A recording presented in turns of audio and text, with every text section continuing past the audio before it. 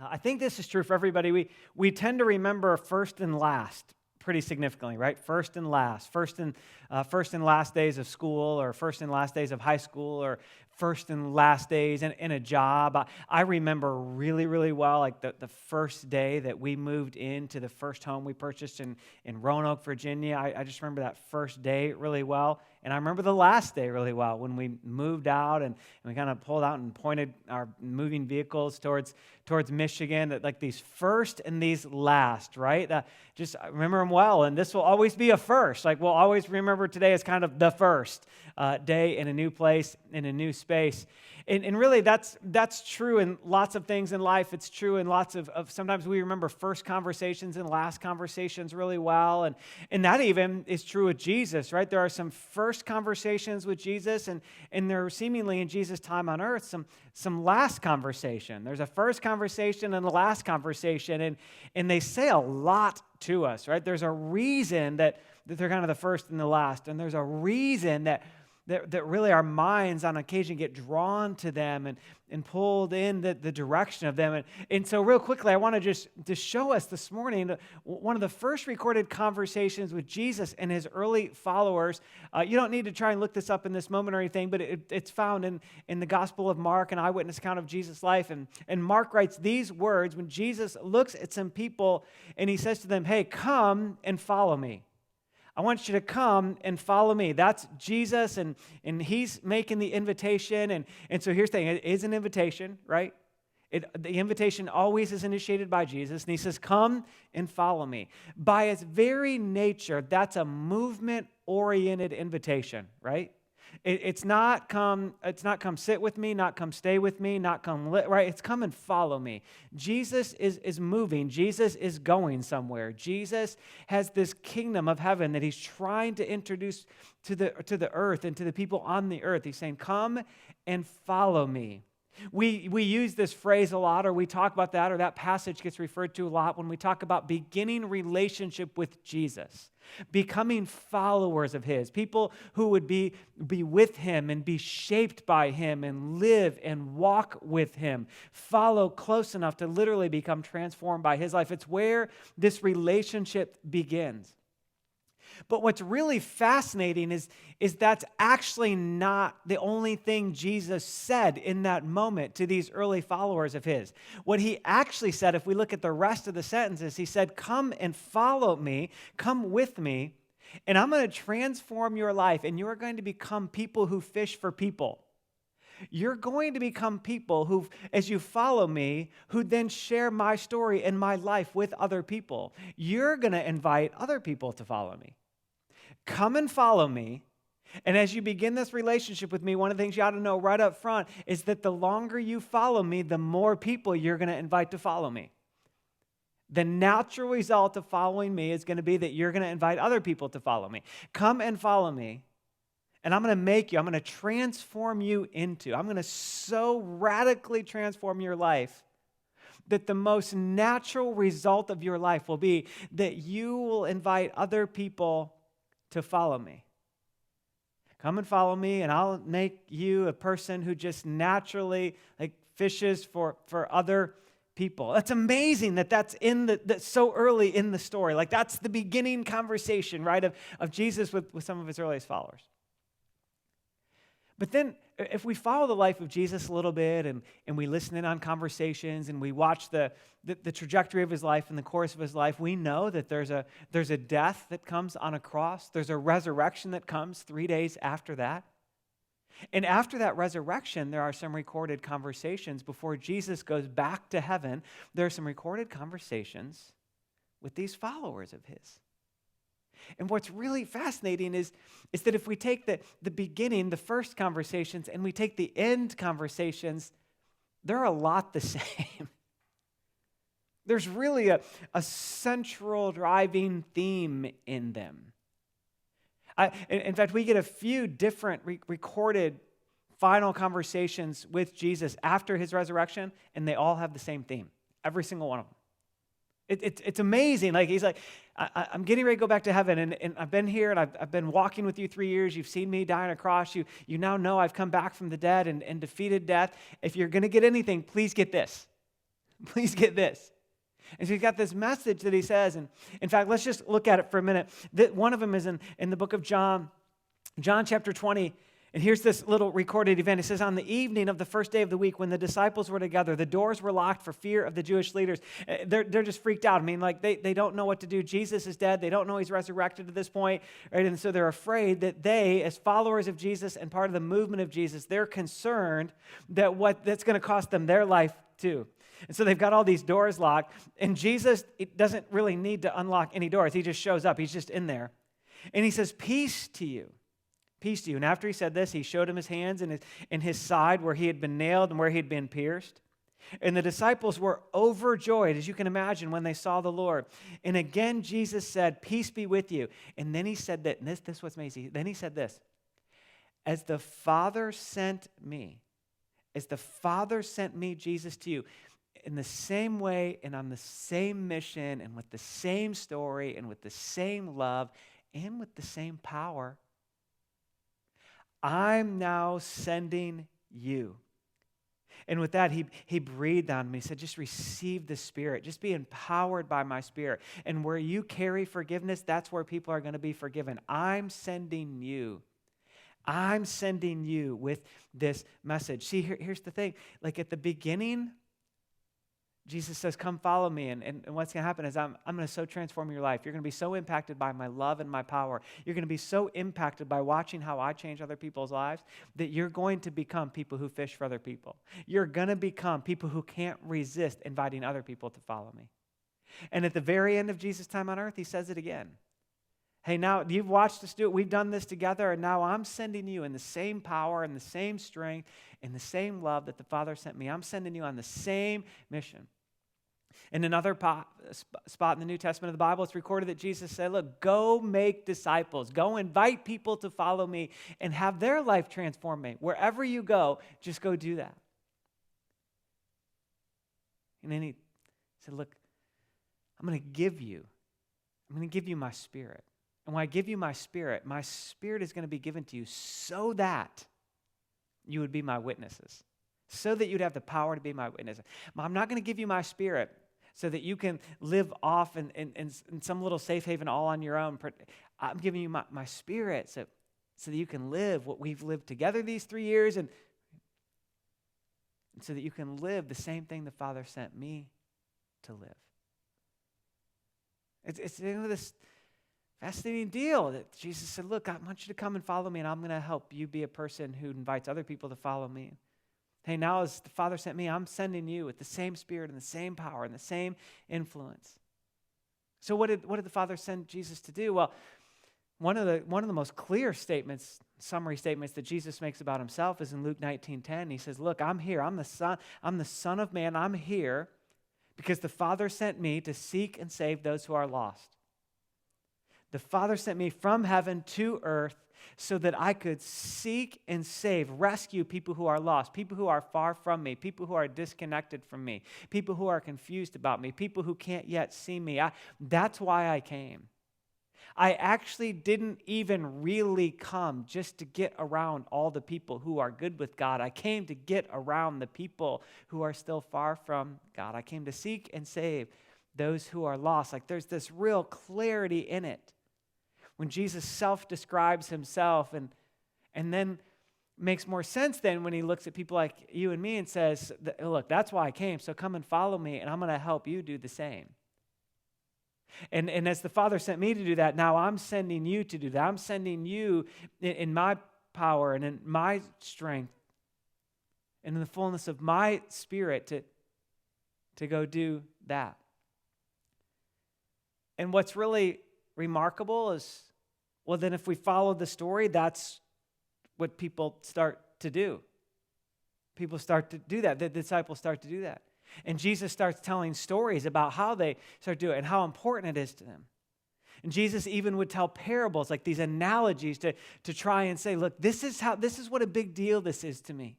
This is how much I love people. This is how desperately I want to be with people and want them to be with me. Luke 15, there's a few stories piled on top of each other that Jesus is just trying to make this point. I want us just to see one of them there in the middle. Luke chapter 15, verses 8 through 10. We'll put this on the screen for you. Here's what it says. He's just telling stories, right? And he says, or suppose there's a woman and she's got 10 silver coins and she just loses one of them. Doesn't she light a lamp, sweep the house, search carefully until she finds it? Doesn't she basically do everything she could do to find just that one coin? And when she finds it, I love this. When she finds it, she calls everybody she knows. When she finds it, she calls all of her friends and neighbors together and says, rejoice with me. I found my lost coin. In the same way, I tell you, there is rejoicing in the presence of angels of God over one sinner, one person separated from Jesus who repents and finds life in Jesus. It's such an amazing story, this picture of what Jesus would do to just find the one. Of what Jesus would do to just find the one. Now listen, if you're here today and you're a follower of Jesus, here's what every now and then it's good just to get reacquainted with. Is that Jesus, whether you know it or not, or saw it or not, or feel like it or not, Jesus went to those lengths for you too. Jesus went to those lengths for me. Jesus would use every possible resource to reach people like you and me. Because he wants to be with us that badly. And then when we find ourselves surrendering our life to Jesus, the volume and the magnitude of this celebration is incredible. Nobody's ever celebrated us like heaven celebrates us when we walk into this relationship with Jesus. It's so big to Jesus. He says, look, she puts on the lamp, she sweeps the house, she searches carefully. And then when she finds that coin, she invites everybody she knows, all the neighbors, all the friends, all the family, everybody in it. Listen, here's the thing. Jesus is so passionate about this. This is so much his heart for people. It's so much his love for people just like you and me. That in order for each and every person to have an opportunity to encounter and experience the love of Jesus, every resource is used. Every resource of heaven is used. And everyone celebrates. Every resource is used, and everyone is celebrating. Every resource is used to reach people with the life-changing story and person of Jesus Christ. And when it happens, everyone is celebrating.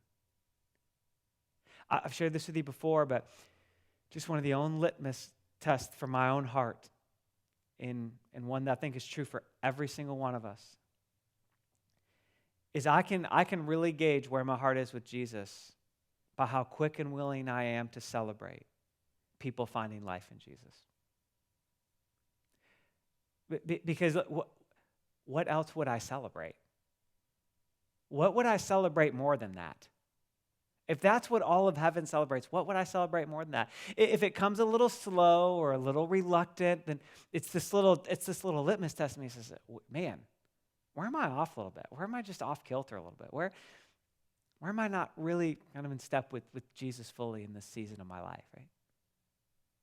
Because Jesus says, look, this matters to me so much that I'll use every single resource. And when one person responds, everyone celebrates. Everyone celebrates. That's why we make a really big deal about baptisms here. That's why we make a really big deal about celebrating salvations here. That's why we're doing it, right? That's why we make a really big deal about more life for more people. That's why that's always going to be true. That's always going to be true. Like today, we sit in a new building in a new space, and it's just a new building in a new space to help that be true more times for more people. That's why. We're using every possible resource, right? And we're going to celebrate every single time. Because as we follow Jesus, that's what he does in us. He makes us, transforms our life through his love and his grace and his compassion, his kindness, and his presence. He transforms us into people who would also use every resource possible, that every single person would have a chance to meet him.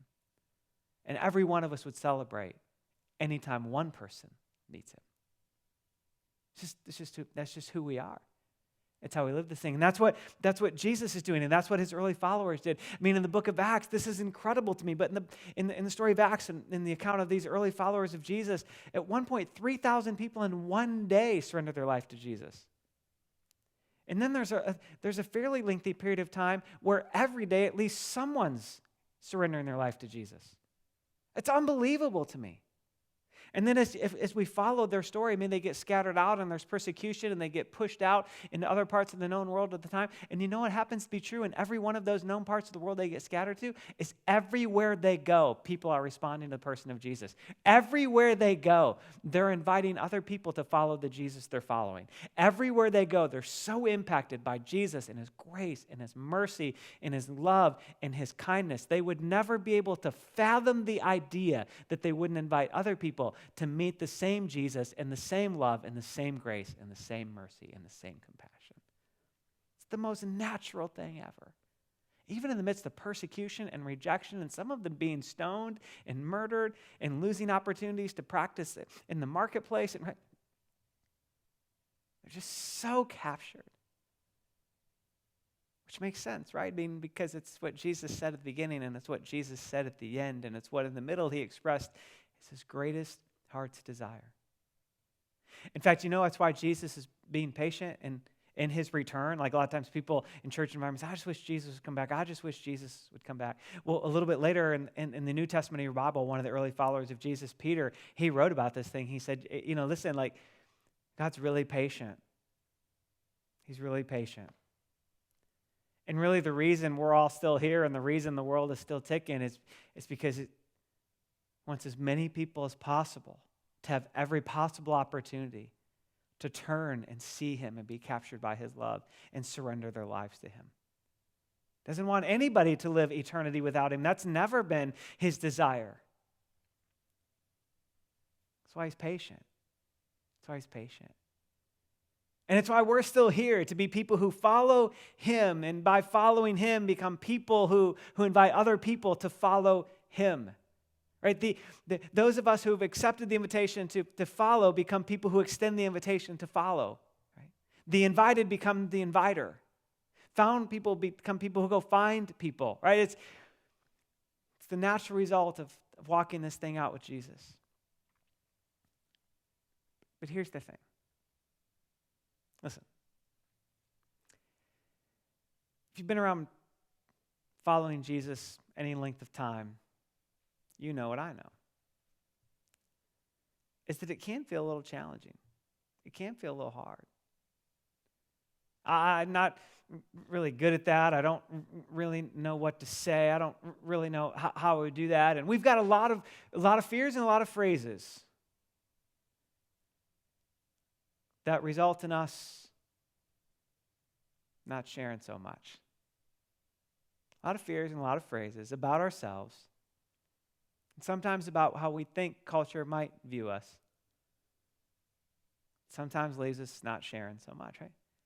But what if we could just make it a little more accessible? What if there was a way, for lack of a better word, what if there was just a little bit of a tool that would help shape our own mind and our own heart to live the love of Jesus we want to live anyway, right? This is who we are. Right? This is who we are. We are a sharing group of people. We happen to be a sharing group of people. We happen to be a share the love of Jesus group of people. What if there was more in us? What if there's even more potential? What if there was even more? Jesus say, man, come on, keep following me, and I'm going to keep transforming your life in such a way that you keep inviting even more people to become followers of me. What if? What if Jesus kept overflowing his love in us and kept amazing us with his love, that the natural result was we just love people so much more, that the natural result was we just kept inviting more? But what if we needed a little bit of courage? What if we just needed a little bit of a pathway, a little bit of a tool? I want to just take a few minutes and share with you a little bit of a tool that recently has been really helpful for me, just my mind and my heart, and keeping it engaged and pushing down some of the fears and staying mindful of the people around me and in my life. And it's really just a little acronym I want to just, that will end up spelling the word blessed, but let me just give this to you. The letter B just stands for this idea of just begin with prayer. We just begin with prayer. We just begin by saying, God, I just want to pray for the people in my sphere of influence. I want to pray for my neighbor. I want to pray for the people that I work with. I want to pray for the people in my family. I don't know why all these people happen to be in my sphere of influence, but they are. And so I want to pray for them. I don't want to pray for your best for their life. I want to pray that you'd help me see what you see and love how you love when I'm with them. I'm just asking, I'm surrendering my life to you in this, and I'm praying for them.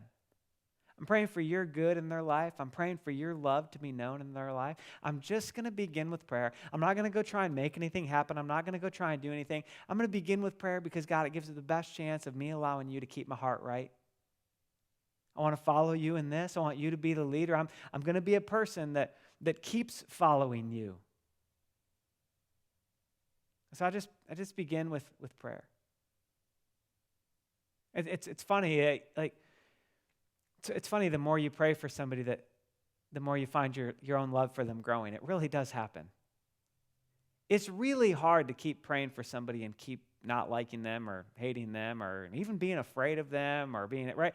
It's funny how praying for somebody shapes your heart towards somebody. So you just begin with prayer for people in our sphere of influence. And then Alice, we just listen. We just listen to their story. We listen to their life. We listen to their interests. We listen to their setbacks. We listen to what they're concerned or worried about or troubled by or what they're excited about or looking forward to. We just listen. We just listen.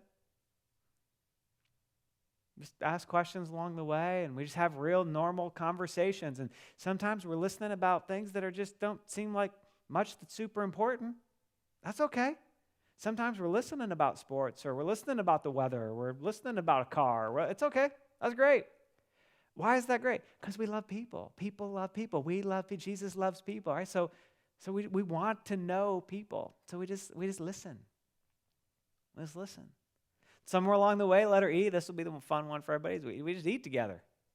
It's funny what gets shared over a meal. It's funny what gets shared over an extravagant meal or the most simple meal or just a casual meal, right? It's just funny what happens, right? In our culture, in a developed part of the world especially, what happens around food is pretty incredible, right? Relationships are forged a little bit in that. And so you figure, okay, like how do we just eat together a little bit? How do we be together and do that? It's really funny. Several years ago, actually, I noticed this, and I couldn't put all the right vocabulary to it. But when I would be with some people that I love and I grew to love, and some of them were far from Jesus, and along the way, sometimes we'd end up having some spiritual conversations. But what I was amazed by is how much we actually got to know each other around food. It was fascinating. We would do some things together, and then inevitably after doing some things together, we would end up somehow eating together. And it would just change the dynamic. It would just somehow make the relationship that much more comfortable, put all of us that much more at ease as we were getting to know each other. So we just eat.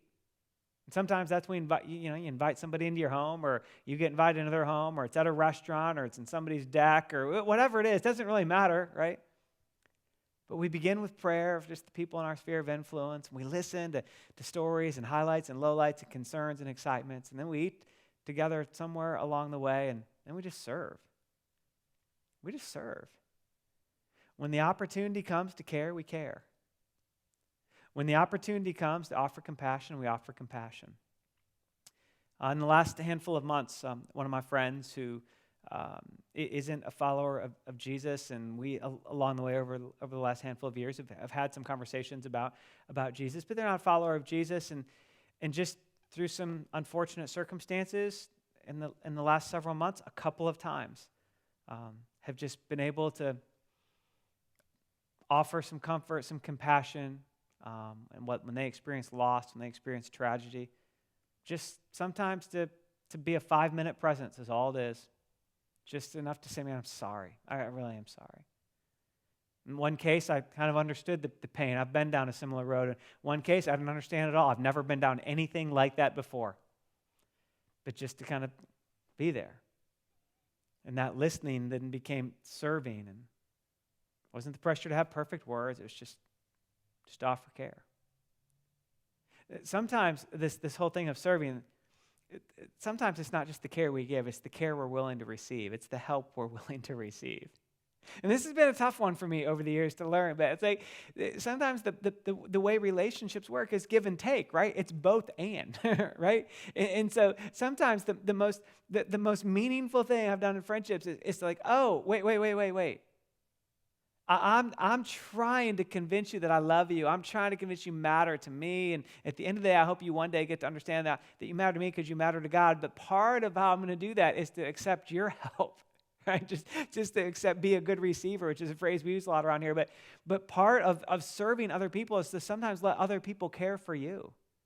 Not to act like you have all the answers, not to act like you don't need any help, not to act like, right? Just to serve. Sometimes it's to offer the care, sometimes it's to receive the care. Sometimes it's to offer the help, sometimes it's to receive the help. Sometimes it's to loan something out, sometimes it's to receive the loan. Sometimes it's to provide for a need, sometimes it's to have a need provided for. All of that is an expression of that serve. We begin with this prayer. We listen to people's stories. We find times just to eat together and be together and enjoy each other in that. And we serve and allow ourselves to be served and cared for in it. And then eventually we get to this point where we share. We really do share. We really do share. We share our faith story. We share our love for Jesus and how he's impacted our life. And we're not really worried about sharing 9 points of apologetics or trying to have an argument or debate. We're just sharing the story of Jesus with us. We're just sharing the story of Jesus who loves us, is remarkably gracious, has offered some incredible comfort, has given us a forgiveness and grace that really defies explanation, that's living with us in the day-to-day, is present with us. We're just telling our own story of Jesus, what he's rescued us from, what he's helped us in, what he's helping us in right now. Sometimes we're sharing the story of Jesus and things about Jesus we don't understand and that are actually confusing to us. And we're just sharing our story. Somewhere along the way, we share the story. Because here's what Jesus didn't come to do. Jesus didn't come only to care about people's current need and never address their eternity. Jesus came because he loves people like you and me, because he knows we have real need and he wanted to meet us in the need, and he met us in our greatest need, which was our own sin, right, and separation from him. Jesus came to address our current and our eternity. And what's fascinating is even if people rejected Jesus' eternity, even if people reject that, and even if people in our own lives, they reject the person of Jesus, you know what? Just like Jesus, we're still going to care. We're still going to care because we still love, because it's still human beings, because people still matter. But somewhere along the way, we share our story. One of my friends that just, again, the last handful of months, had a chance to just occasionally be present in times of loss. There was one of those times where just, again, we've had lots of times together, and I've been able to listen and serve and be served and all those kind of things. And in the middle of a conversation, because we've got some relationship together, in the middle of a conversation of about loss and kind of the ache that came with loss, he just began to talk. He just began to talk about maybe who God was and maybe who God is. And so just, it was, in that moment, that conversation, it was fleeting. It was like 2 or 3 minutes. We got to just talk, and I got to just share just a little bit about my story with Jesus and about who Jesus really is and about who Jesus was trying to be to him in that moment. Right? Just 2 or 3 minutes. And then it's over and the conversation gets pushed, and that's the end. Like that, that's fine. That's the kind of relationship that we have, right? But it's all just part of living this living this desire to be a blessing, living this desire to bless people because we're people who are captured by how Jesus has loved us and is loving us and what he's invited into. We're captured by his much bigger purpose. It's the guy who begins to develop a relationship with a colleague, just a friendship, and just finds his prayers being drawn in his direction, begins to pray for this person and begins to just invest and begins to ask God, God, help me see what you see and love how you love. And he begins to just listen to the story and ends up inviting them to go out for lunch and eat on lunch hours at work and take lunch breaks together, right? And begins to just serve in that capacity and serve by listening more and sharing, and eventually gets to share the story of Jesus. Right? Just a simple, let's just walk this. It's the guy that I listened to for a couple hours last summer talk about, without any of this vocabulary, basically talk about living this with his father-in-law. Like praying for him and having great desire for him and having a heart for him and listening to his father-in-law and where his father-in-law had been in faith and thoughts that he did and didn't have about Jesus, and lots of meals together as family and extended family and serving one another and clearly sharing the dramatic, transformative work of Jesus in his own life with his own father-in-law. Why? Because he just loves him. He just loves him. There's no other agenda to love and point to Jesus. I can tell you now that guy's father-in-law hasn't responded to Jesus yet. And do you know it's still true? The guy still loves his father-in-law. The guy's still living blessed with his father-in-law. The guy's still loving. The guy's still serving. The guy's still listening. The guy's still leading. Right? It's just a way to do it. It's just a way to help us say, oh man, Jesus, yeah, you said if I follow you, you're going to help me invite other people to follow. You said, one of the last things you said was that you're sending me into the world, and you're sending us collectively into the world the same way the Father sent you, with this singular mission to help people walk in a relationship with you so they can know more life with you. Jesus, I want to do that. I want to do that. I'm so grateful for your love that I want to live that. I want to live that. So as you think about bless, I just want to invite you just to begin to think of some names. Like what are 1, 2, 3, maybe 5 names that just start to come to your mind and your heart? People that are in your sphere of influence. People that you work, play, or live with. I say, I love them. I would love them to know Jesus. I would love them to know the Jesus that I know and the Jesus that I'm getting to know. Just think of those names. Maybe it is a father-in-law. Maybe it is a colleague. Maybe it is a friend like one of mine where we've just shared some time together over the years. Who is it for you? Just those, I don't know, 1, 2, 3, 5 names, whatever it is. What is that? See, because here's the thing. It is a new day. It's a new time. We're in a new place. But the aim is still the same. It's always been more life for more people. It's still more life for more people. And more life always starts with Jesus. In fact, most of us, if you're a follower of Jesus here today, we would remember that some follower of Jesus somewhere along the way invited us to follow Jesus. In December, we baptized 11 people. Do you know what was true in every story? The influence of other Jesus followers in their life, who knowingly or not lived a blessed life with them, prayed for them along the way, listened, probably shared meals with them, served them in conversation or in tangible ways, and somewhere shared the story of Jesus with them. Every one of those 11 baptisms, that was part of the story.